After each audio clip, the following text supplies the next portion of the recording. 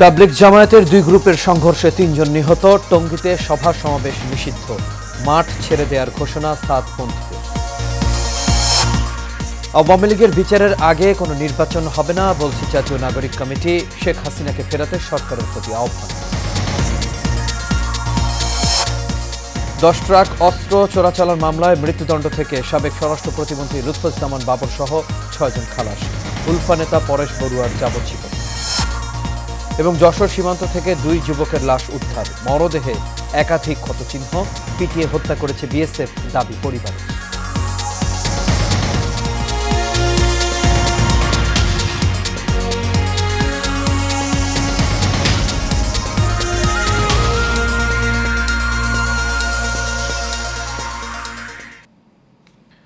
সবাইকে স্বাগত এশিয়ান নিউজে। দর্শক, পুরো সংবাদ জুড়ে আপনাদের সঙ্গে আছি আমি আনোয়ার রাজ। এতক্ষণ শুনছিলেন বিআরবি কেবল ইন্ডাস্ট্রিজ লিমিটেড সংবাদ শিরোনাম। এবার চলে যাচ্ছে পুরো খবরে। মাঝরাতে গাজীপুরের টঙ্গীর বিশ্ব ইজতেমার মাঠ দখল নিয়ে মাওলানা সাদ ও জুবায়েরপন্থীদের সংঘর্ষের ঘটনায় 3 জন নিহত হয়েছেন। এই ঘটনায় উভয় পক্ষের শতাধিক মুসল্লি আহত হয়েছেন। এই অবস্থায় আইনশৃঙ্খলা পরিস্থিতি নিয়ন্ত্রণে রাখতে উত্তরা ও তুরাগ নদ সংলগ্ন এলাকায় সব ধরনের সভা সমাবেশ নিষিদ্ধ করেছে ঢাকা মহানগর পুলিশ। এছাড়া ইজতেমা মাঠ ছেড়ে দেওয়ার ঘোষণা দিয়েছে সাতপন্থীরা। আরিফ খান আবিরের তথ্য ছবিতে আরও জানাচ্ছেন আরব ইসলাম হিমু। টঙ্গী বিশ্ব ইজতেমা ময়দান দখল নিয়ে তাবলিগ জামায়াতের 2 পক্ষের সংঘর্ষে 3 মুসল্লির মৃত্যু হয়েছে, আহত হয়েছে শতাধিক। এই ঘটনায় তীব্র উত্তেজনা বিরাজ করছে পুরো ইজতেমার ময়দান জুড়ে। উত্তেজনা ছড়িয়েছে মহাসড়কেও। ঢাকা ময়মনসিংহ মহাসড়ক অবরোধ করে বিক্ষোভ করছে একটি পক্ষ। আচমকা ভোরে হামলার ঘটনায় প্রত্যক্ষদর্শীরা জানায়, কোনো কিছু বুঝে ওঠার আগেই মাওলানা সাদ কান্দলভির অনুসারীরা তাদের সাথীদের ওপর হামলা চালিয়েছে। রাত্রে 3টার পরে বা 3টার আগে অতর্কিত তারা মাঠের ভিতরে হামলা করছে, মানে যেটা সাধারণ মানুষ বুঝতে পারে না, সবাই ঘুমের ভিতরে ছিল, ওই সময়ই তারা ওখানে ঢুকছে। 3 জন সাথীকে হত্যা করা হয়েছে এবং হাজারের উপরে সাথী যারা ছিল, এমন কোনো সাথী নাই যারা আহত হয় নাই, বিভিন্নভাবে আহত। এই সাথীদেরকে বের করে দিয়ে তারা অবস্থান করতেছে। এদিকে জুবায়েরপন্থী অনুসারীরা বলছেন পরিকল্পিতভাবে এই ঘটনা। আপনিও বুঝেন, আমরা ভিতরে ছিলাম, তারা বাইরে থেকে আক্রমণ করে ভিতরে আসছে, তো এই যে কিভাবে তাদের লোক মারা যায়, আমরা সবাই আহত হয়ে বাইরে হয়ে গেছি, ওনারা এখন ভিতরে অবস্থান করছে। এমন ঘটনার সুষ্ঠু তদন্তের মাধ্যমে বিচারের দাবি জানিয়েছেন নিহতদের স্বজনরা। জানা গেছে ওইখানে লোক আছে আমাদের ঢাকা মেডিকেলে প্রায় 20 থেকে 30 জনের মতো। আর আহত যারা আছে ভিতরে শুয়ে আছে, চাপাটির দাগ আছে, ছুরির দাগ আছে, তারপরে মনে করেন রক্তাক্ত অবস্থা, ব্লাড পড়তেছে।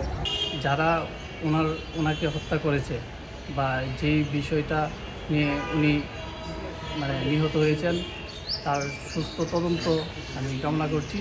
অন্যদিকে পরিস্থিতি নিয়ন্ত্রণে ইজতেমা ময়দান এলাকায় অনির্দিষ্টকালের জন্য সভা সমাবেশ নিষিদ্ধ করেছে প্রশাসন। এছাড়া সরকারের সঙ্গে বৈঠকের পর মাঠ ছেড়ে দেওয়ার ঘোষণা দিয়েছে সাতপন্থীরা। আরবি ইসলাম হিমু, এশিয়ান টেলিভিশন। আওয়ামী লীগের বিচারের আগে বাংলাদেশে কোনো নির্বাচন হবে না বলে মন্তব্য করেছেন জাতীয় নাগরিক কমিটির আহ্বায়ক নাসির উদ্দিন পাটোয়ারি। জাতীয় প্রেস ক্লাবে এক অনুষ্ঠানে এই মন্তব্য করেন তিনি। বিস্তারিত শফিকুল ইসলামের রিপোর্ট। সিটি ও পৌরসভার অপসারিত কাউন্সিলরদের পুনর্বহালের দাবিতে প্রেস ক্লাবের অডিটোরিয়ামে আলোচনা সভার আয়োজন করে কাউন্সিলররা। অনুষ্ঠানে যোগ দিয়ে জাতীয় নাগরিক কমিটির মুখ্য সংগঠক সার্জিস আলম বলেন, শেখ হাসিনা জনগণ নয় আমলাতন্ত্রের উপর ভর করে টিকেছিল। তিনি আল্লাহর পর নিজের অবস্থান মনে করত। দেশের মানুষকে সর্বোপরি বাংলাদেশ রাষ্ট্রটিকে সামনে রেখে আপনারা আপনাদের জায়গা থেকে আমাদের সাথে ঐক্যবদ্ধ থাকবেন, যৌক্তিক দাবিতে ঐক্যবদ্ধ থাকবেন এবং 2 দিনের স্বল্প সময়ের ক্ষমতা পেয়ে আমরা যেন কেউ জনগণকে ভুলে না যাই, দেশের স্বার্থকে ভুলে না যাই, সত্য প্রকৃত ইতিহাসটা ভুলে যাই। বৈষম্য বিরোধী ছাত্র আন্দোলনের আহ্বায়ক হাসনাত আব্দুল্লাহ বলেন, শেখ হাসিনা দেশের পক্ষে ছিল না বলেই পালিয়ে যেতে হয়েছে। আমরা আমাদের অবস্থান স্পষ্ট। এই ফেসিবাদের এই ভয়ের অনেকে আপনাদের জেলে যেতে হয়েছে, আমি অনেককেই চিনি যারা জেলে থেকে নির্বাচন করে জিতেছে। তো ওই মানুষগুলোকে আমরা সম্মান জানাতে চাই। দেশের জনগণ ঐক্যবদ্ধ থাকলে আর কখনো ফ্যাসিবাদ ফিরতে পারবে না উল্লেখ করে নাগরিক কমিটির আহ্বায়ক নাসির উদ্দিন পাটোয়ারি বলেন, শেখ হাসিনা ও আওয়ামী লীগের বিচারের আগে বাংলাদেশে নির্বাচন হবে না। আগামীতে আমরা স্পষ্ট বলতে চাই, আপনারা আপনাদের প্রশাসকের চেয়ারে থাকবেন, বাংলাদেশের বিচারবিহীন কোনো আমরা ইলেকশনে যাব না। গত 15 বছরে যারা খুন হয়েছিল, গুম হয়েছিল, তাদের বিচার প্রক্রিয়া শেষ করার পরে আমরা ইলেকশনে যাব। অন্তর্বর্তী সরকারের সমালোচনা করে এবি পার্টির যুগ্ম সদস্য সচিব আসাদুজ্জামান ফুয়াদ বলেন, এ সরকার কাজ করছে কিন্তু আওয়ামী লীগের আমলাতন্ত্র আগাতে দিচ্ছে না। অন্তর্বর্তীকালীন সরকার প্রচুর কাজ করতেছে কিন্তু আগাচ্ছে না কেন? আগাচ্ছে না ওই আমলাদের কারণে। এই আওয়ামী আমলাতন্ত্র প্রত্যেকটা সিদ্ধান্তে কিভাবে ম্যানিপুলেট করা যায়, স্লো করে দেওয়া যায়, গতি কমিয়ে দেওয়া যায়, সেই কাজটা করছে। Mohammad Shafiqul Islam, Asian television, Dhaka.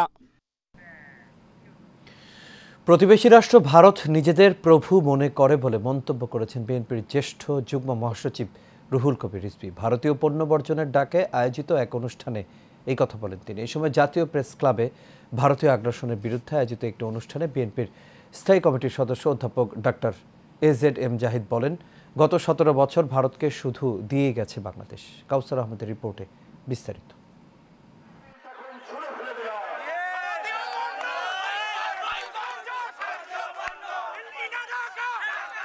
সকাল রাজধানীর শান্তিনগর এলাকায় কর্ণফুলী গার্ডেন সিটির সামনে ভারতীয় পণ্য বর্জনের ডাকে আয়োজিত এক অনুষ্ঠানে প্রধান অতিথি হিসেবে উপস্থিত ছিলেন বিএনপির জ্যেষ্ঠ যুগ্ম মহাসচিব রুহুল কবির রিজভী।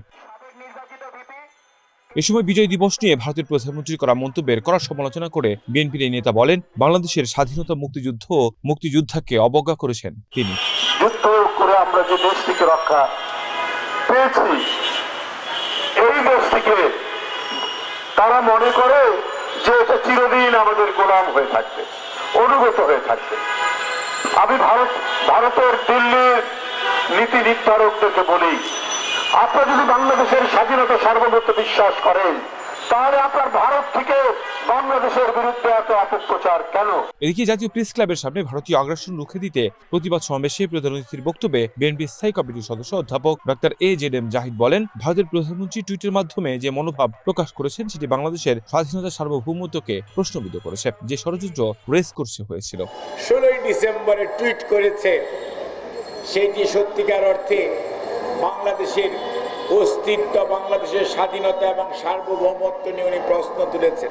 বিগত বছরগুলোতে ভারতের সাথে বিভিন্ন চুক্তি নিয়ে দেশের জনগণকে ভুল বোঝানো হয়েছে। কাউসার আহমেদ, এশিয়ান টেলিভিশন, ঢাকা। বহুল আলোচিত চট্টগ্রামের 10 ট্রাক অস্ত্র চোরাচালানের ঘটনায় করা মামলায় সাবেক স্বরাষ্ট্র প্রতিমন্ত্রী লুৎফুজ্জামান বাবর সহ কয়েকজন আসামিকে খালাস দিয়েছেন হাইকোর্ট। এছাড়া উলফার সামরিক কমান্ডার পরেশ বড়ুয়াকে মৃত্যুদণ্ড থেকে যাবজ্জীবন দণ্ড দেয়া হয়েছে। বুধবার বিচারপতি মোস্তফা জামান ইসলাম ও বিচারপতি নাসরিন আক্তারের সমন্বয়ে গঠিত হাইকোর্ট বেঞ্চ এ রায় ঘোষণা করেন। খালাস পাওয়া অন্য আসামিরা হলেন NSI-এর সাবেক মহাপরিচালক অবসরপ্রাপ্ত মেজর জেনারেল রেজাকুল হায়দার চৌধুরী, রাষ্ট্রায়ত্ত সার কারখানা চিটাগং ইউরিয়া ফার্টিলাইজার লিমিটেডের সাবেক ব্যবস্থাপনা পরিচালক মহসিন তালুকদার, CUFL-এর সাবেক মহাব্যবস্থাপক AKM এনামুল হক, জামায়াতের সাবেক আমির মাওলানা মতিউর রহমান নিজাম।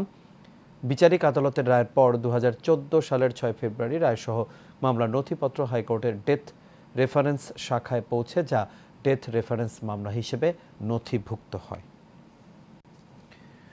এবার সারা বাংলার খবর। উত্তরের হিমালয় কন্যা পঞ্চগড়ে গত 6 দিন ধরে মৃদু শৈত্যপ্রবাহ চলছে। সকাল 9টায় পঞ্চগড়ে তাপমাত্রা রেকর্ড হয়েছে 8.8 ডিগ্রি সেলসিয়াস। জেলার প্রথম শ্রেণীর তেঁতুলিয়া আবহাওয়া পর্যবেক্ষণ কেন্দ্রের ভারপ্রাপ্ত কর্মকর্তা জিতেন্দ্রনাথ রায় বলেন, আজ সকাল 9টায় তাপমাত্রা আগের তুলনায় কমেছে। আজ বুধবার সকালে তাপমাত্রা রেকর্ড হয়েছে 8.8 ডিগ্রি সেলসিয়াস। এর আগে ভোর 6টায় রেকর্ড হয়েছিল 9.2 ডিগ্রি সেলসিয়াস। গত 13ই ডিসেম্বর তাপমাত্রা রেকর্ড হয়েছিল 8.4 ডিগ্রি সেলসিয়াস। বাতাসের আর্দ্রতা 77%, বাতাসের গতিবেগ ঘন্টায় 7 থেকে 8 কিলোমিটার। গত 13ই ডিসেম্বর থেকেই এই জেলার মৃদু শৈত্যপ্রবাহ চলমান রয়েছে, তবে ভোরে কুয়াশা থাকছে না, ভোরে দেখা মিলছে সূর্য। দিনের তাপমাত্রা 27 থেকে 28 ডিগ্রির মধ্যে রেকর্ড হচ্ছে। সিলেট নগরের চালিবন্দর মাছিমপুরে এক দম্পতির রহস্যজনক মৃত্যু হয়েছে। আজ মাছিমপুর খন্দকারের ভাড়া বাসায় এই ঘটনা ঘটে। স্থানীয়রা জানান, সকালে গৃহবধূ রাজনা বেগম বিষ পান করে মারা যান। খবর পেয়ে স্বামী রুবেল মিয়া বাসায় গিয়ে স্ত্রীর মৃত্যু দেখে নিজেও বিষ পান করে অসুস্থ হন। তাদের দুজনকে উদ্ধার করে ওসমানী মেডিকেল কলেজ হাসপাতালে নিয়ে গেলে চিকিৎসক তাদের মৃত ঘোষণা করেন। তবে সিলেট কোতোয়ালি মডেল থানার ওসি জিয়াউল হক জানান, স্বামী স্ত্রী দুজনেই অসুস্থ হয়ে মারা গেছেন। মুন্সিগঞ্জের সিরাজদি খানে মহান বিজয় দিবস উপলক্ষে উপজেলা বিএনপির আয়োজনে বিজয় মিছিল অনুষ্ঠিত হয়েছে। স্বাধীনতার ঘোষক জিয়া লও লও লও সালাম ধ্বনিতে সিরাজদি খান ও শ্রীনগর উপজেলার বিভিন্ন ইউনিয়নের নেতাকর্মীদের পদচারণায় সিরাজদি খান উচ্চ বিদ্যালয় মাঠ কানায় কানায় ভরে ওঠে। মিছিলের নেতৃত্ব দেন মুন্সিগঞ্জ ১ আসনের বিএনপির সাংগঠনিক দায়িত্বপ্রাপ্ত শেখ মোহাম্মদ আবদুল্লাহ। এ সময় বিএনপির বিভিন্ন পর্যায়ের নেতাকর্মীরা উপস্থিত ছিলেন।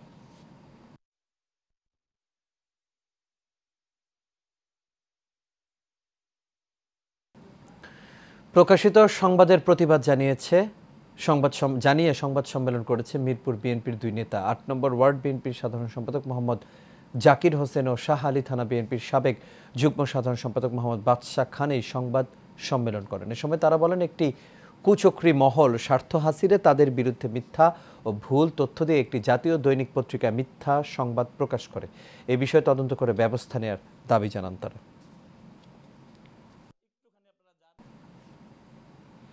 যুক্তরাষ্ট্রের নিউ ইয়র্ক জ্যাকসন হাইটসের প্রাণকেন্দ্র 74 স্ট্রিটে উদ্বোধন হলো বাংলাদেশি মালিকানাধীন সানাই রেস্টুরেন্ট ও পার্টি হল। বড় পরিসরের এই রেস্টুরেন্টে থাকবে বাংলাদেশি ফুড, ইন্ডিয়ান ফুড ও চাইনিজ ফুড সহ নানান ধরনের বাহারি খাবার।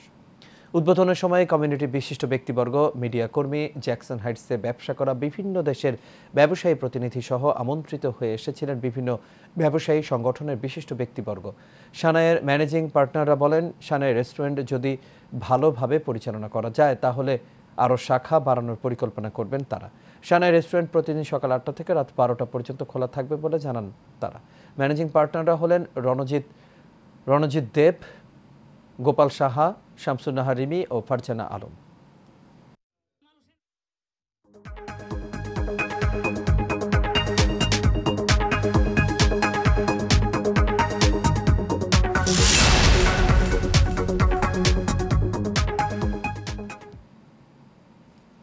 এবার এক্সিম ব্যাংক বাণিজ্য সংবাদ।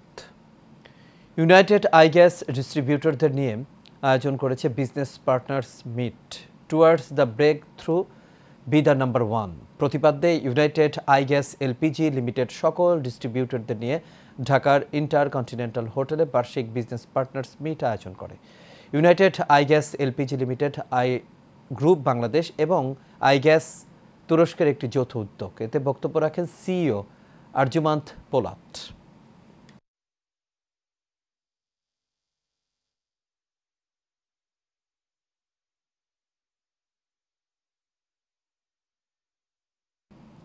আর এর সাথে শেষ করবে এশিয়ান নিউজ। তবে যাবার আগে বিআরবি কেবল ইন্ডাস্ট্রিজ লিমিটেড সংবাদ শিরোনামগুলো দেখে নেব দর্শক আরও একবার।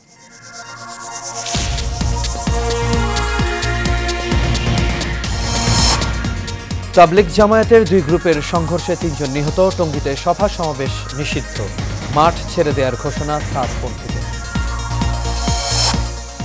আওয়ামী লীগের বিচারের আগে বাংলাদেশে কোনো নির্বাচন হবে না বলছে জাতীয় নাগরিক কমিটি। শেখ হাসিনাকে ফেরাতে সরকারের প্রতি আহ্বান। 10 ট্রাক অস্ত্র চোরাচালান মামলায় মৃত্যুদণ্ড থেকে সাবেক স্বরাষ্ট্র প্রতিমন্ত্রী লুৎফুজ্জামান বাবর সহ 6 জন খালাস। উলফা নেতা পরেশ বড়ুয়ার যাবজ্জীবন। এবং যশোর সীমান্ত থেকে 2 যুবকের লাশ উদ্ধার। মরদেহে একাধিক ক্ষতচিহ্ন। পিটিয়ে হত্যা করেছে বিএসএফ দাবি পরিবার।